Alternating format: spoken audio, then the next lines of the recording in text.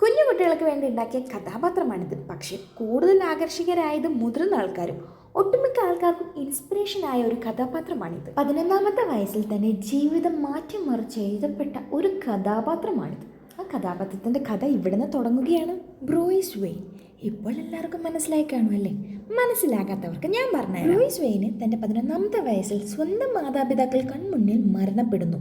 ഇരുട്ടിനെയും വവ്വാലിനെയും പേടിക്കുന്ന വ്യക്തി പിന്നീട് ഇരുട്ടിൻ്റെ മറവിൽ വവ്വാലിൻ്റെ രൂപത്തിൽ ക്രിമിനൽസിനെ പാഠം പഠിപ്പിക്കുന്ന ഒരു വ്യക്തിയായി മാറുന്നു. അങ്ങനെ അദ്ദേഹം 30ഓളം ഭാഷകൾ പഠിച്ച് ഇന്ത്യ എന്ന രാജ്യത്തിൽ വന്ന മെഡിക്കേഷനും അടിച്ചുമുറകളും മൈൻഡ് കൺട്രോളൊക്കെ പഠിച്ച് ആർക്കും തോൽപ്പിക്കാനാകാത്ത വിധം വളർന്ന് തൻ്റെ ദേശത്തെ രക്ഷിക്കാൻ ഒരുങ്ങുന്ന ഒരു സൂപ്പർ ഹീറോ. അതിൻ്റെ ഇടയ്ക്ക് തൻ്റെ മാതാപിതാക്കളെ കൊന്ന ആൾക്കാരെ ഇദ്ദേഹം പോയി കൊല്ലുകയും ചെയ്തിട്ടുണ്ടായിരുന്നു. അങ്ങനെ തൻ്റെ ഉദ്ദേശപ്രകാരം, തൻ്റെ പ്ലാൻ പ്രകാരം, അല്ലെങ്കിൽ തൻ്റെ ആഗ്രഹപ്രകാരം എല്ലാ ക്രിമിനൽസും ഇദ്ദേഹത്തെ പേടിക്കാൻ തുടങ്ങുന്നു, ഭയക്കാൻ തുടങ്ങുന്നു. നമ്മുടെ ബ്രൂയിസ് വെയിനെ തൊടാൻ വരുന്ന ആർക്കും അദ്ദേഹത്തെ കീഴടക്കാൻ പറ്റുന്നില്ല. കാരണം നമ്മുടെ ബ്രൂയിസ് വെയിൻ അത്രത്തോളം ശക്തിമാനായിരുന്നു. അതെ, എല്ലാവരുടെയും സൂപ്പർ ഹീറോ ആയ ബാറ്റ്മാൻ.